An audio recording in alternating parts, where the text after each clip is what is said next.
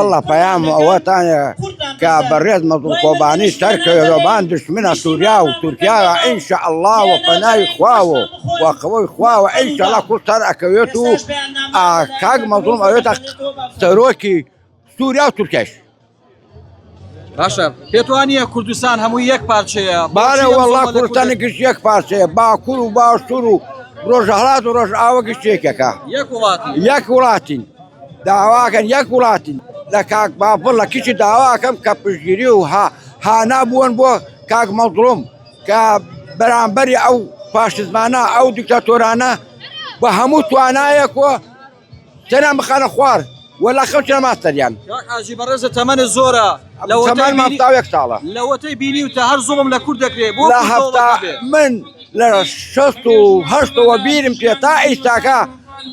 لە